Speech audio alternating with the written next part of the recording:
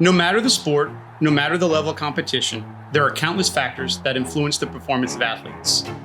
The food they eat, their mental state, their decision-making abilities, their trust in their teammates, all these factors contribute to what happens during the game. Take football, for instance. When the center snaps the football to the quarterback, even a 2-second decision could affect the entire trajectory of the game. But many people don't realize what all goes into this short play.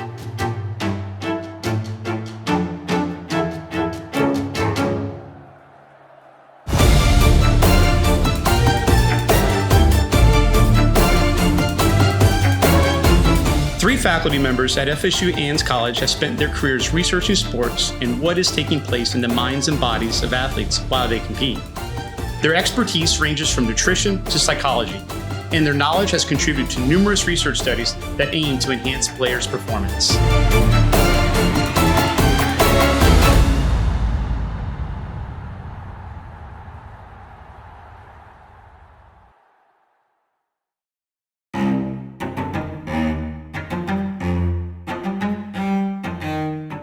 I joined FSU in 2010, but I've been researching in this space for 25 years in performance nutrition. One of the specialty things that we do here out of the Institute of Sports Sciences and Medicine has to do with feeding before bed and how that impacts recovery and performance. Particularly with athletes, we have focused on that recovery bit. So if you've trained really hard, what can you do nutritionally, particularly right before you go to bed, to eat, to have you maybe feeling better, to play better the next day, or to go back to practice fully refreshed. With our data, we're able to see that having a protein-dominant snack has shown to either have no change or to improve things like resting metabolic rate, hunger and satiety, but also performance and recovery from hard exercise.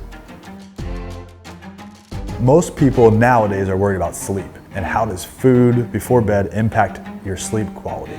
And it's all over the news, and it's still picking up these myths around if you have anything before bed, it disrupts sleep. And we're not finding that. We're seeing either a benefit in terms of sleep onset latency, which is how fast you fall asleep, or just an improvement in total hours of sleep and less wake episodes. If I'm thinking about a strategy for what to eat and optimize to maximize every opportunity to play better tomorrow, there are a few sort of golden rules that we always follow. The first one is never eat anything new that you've not tried before, because obviously that could create some havoc for like gut upset, and then you're gonna perform poorly. I would also make sure that I've had my total energy intake matching my energy output from the day before, from practice and all of my preparations, so that I'm not arriving to the game the next day in a place where I just am either hungry or haven't eaten enough. And the other one is hydration. I'd make sure that I'm hydrating appropriately the day before with enough salt as well and electrolytes in my drinks so that I arrive in the proper place to perform. Most athletes arrive on game day dehydrated. And there's data to support that across all kinds of sports. And so if you can just get ahead of that and create a situation where you've dialed in total energy, total carbohydrates and your protein needs, and you're hydrating properly, you'll set yourself up for the best possible outcome you can. If I'm looking at how I'm gonna exercise and train the day before and maybe in the evening and things before I get ready for the next day match, it's really not much, because in that day before, you're probably going through drills where you're not trying to get sore, you're not doing anything that'll be excessive in that time period. So you're really just going through the motions, you're making sure that you know your counts, you know your plays, you're ready to go in terms of reaction time scenario.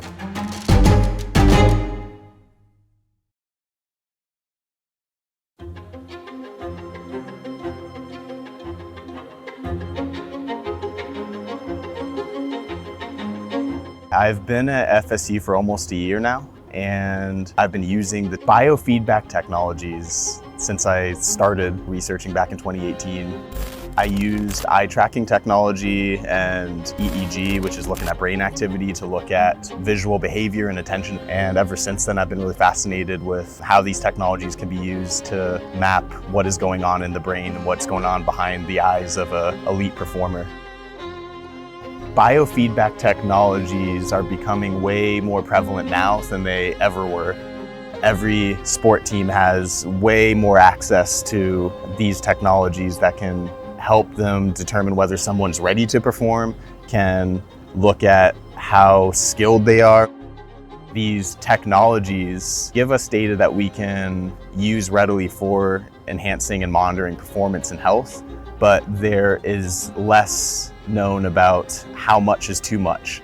Is there an optimal amount of biofeedback that is good for the athlete? How do athletes use this feedback to learn about their own bodily processes and their own internal states? So this is one area where I think that researching the interaction can benefit athletes in general because they can be more in tune with themselves.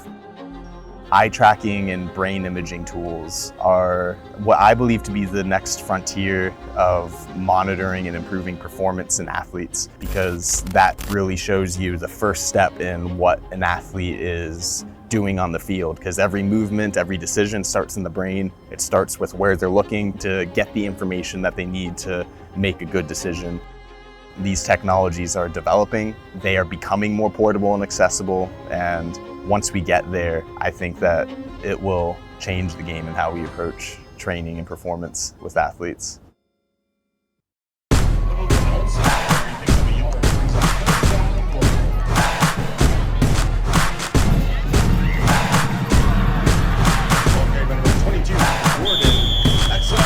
Some of the processes that might go through a quarterback when he has to make a pass. There's a lot going on that people may not realize.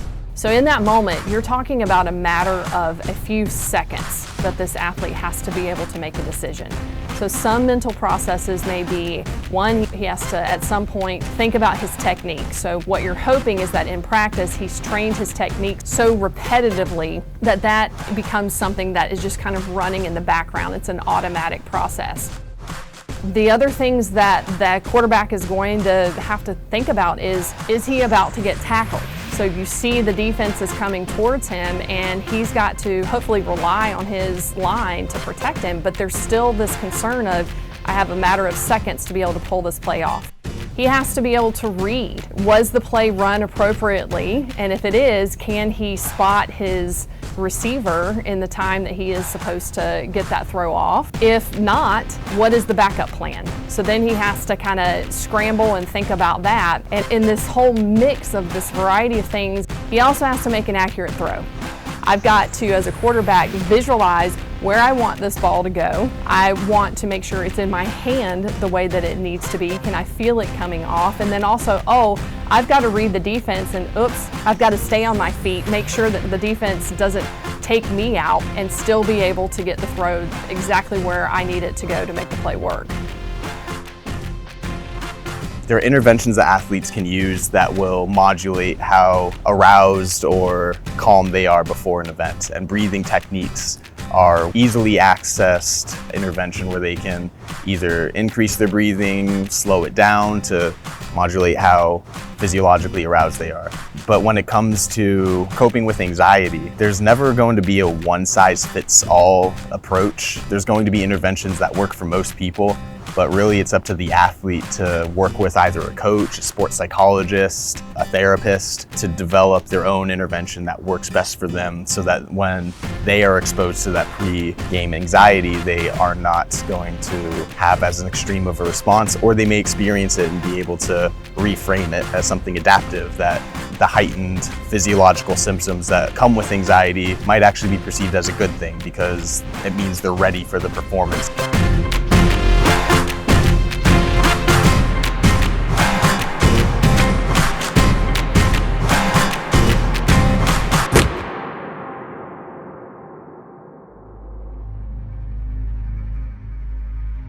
In the middle of a game, when a mistake happens, the athletes really don't have a lot of time to sit and think about that play. As a coach, you want them to be able to move through that mistake and focus on the next play as quickly as possible. So there's a lot of things that are in the head of a quarterback right before the snap. Now, let's say that the snap happens and you have a blitz right up the middle and no one covers the blitz. The quarterback has to turn around, take the sack. Maybe they're shaken up a little bit, but they get up. The next play, the quarterback needs to be able to emotionally cope with what just happened. Without the proper coping skills, an athlete might experience anxiety, right? The quarterback might have some anxiety about, what if this happens again? Can I trust the line?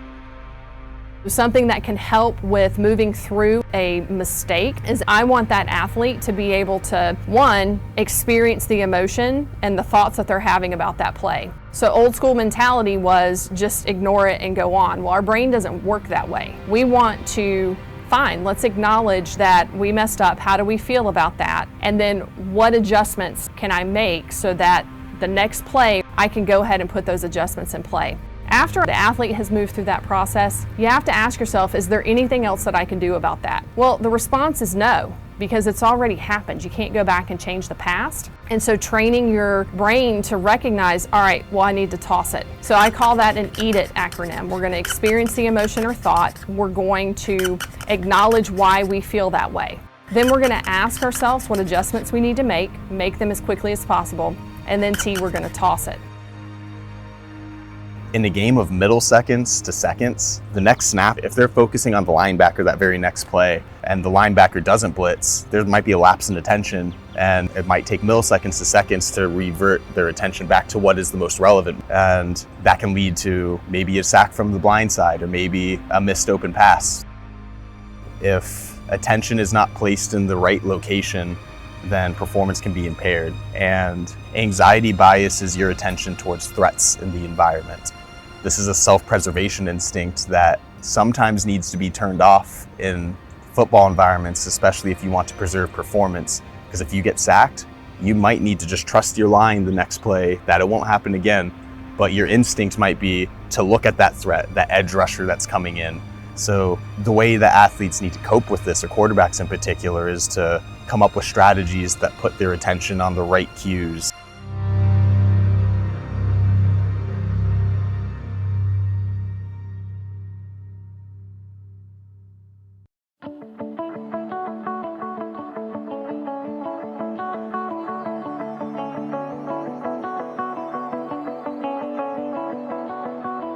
Research is important because we have to have some understanding of underlying processes in mental performance. It's not only processes, but it's what are the skills that athletes and coaches are using, the behaviors. And even though we caution with research that whatever the findings are, you can't just say, well, this happened in this population, so that must be what's going to happen over here in this other population. But it still gives us an idea of what are the commonalities, what are the differences in the different populations that are being studied. And so it builds a foundation for all of the work that we do. Without research, you're basically just going out in an applied setting and making assumptions and just doing things based off of your own experience. So research really grounds what practitioners and other people do, whether that's teachers, whether that's coaches, whether it's consultants.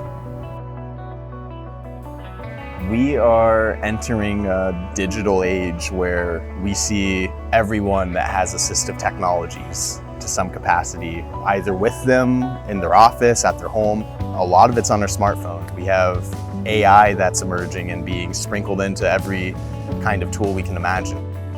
So the next steps in my research, I do want to look at the role that technology plays on cognition and the way that this can relate to improving performance in athletes. We have these biofeedback tools like Whoop watches, Oura rings, Apple watches, Polar, and it's unclear what the best way to use this feedback is and whether we can use it in a better way than just monitoring their performance, but having athletes learn about themselves through the biofeedback and how they respond to exercise, what they feel like when they're stressed according to the feedback from the sensors.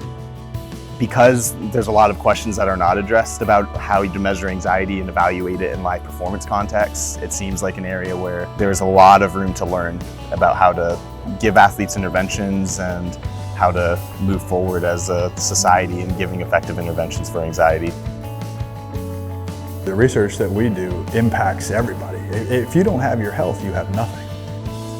The health outcomes that we go after are things that everybody will care about one day or another. And until you lose your health or have a family member who loses their health, you don't really realize that that is the most important thing. And so from my perspective, every angle we're working on is to improve not only health, but human performance. And we define that more than just athletics. It's also carrying your children around, playing with your kids, taking a flight of stairs, being able to get from here to there or stand up out of a seat. And if we can do things that improve every one of those little aspects of somebody's life, their performance improves, their health improves, and therefore they can have a better health span, not just a lifespan.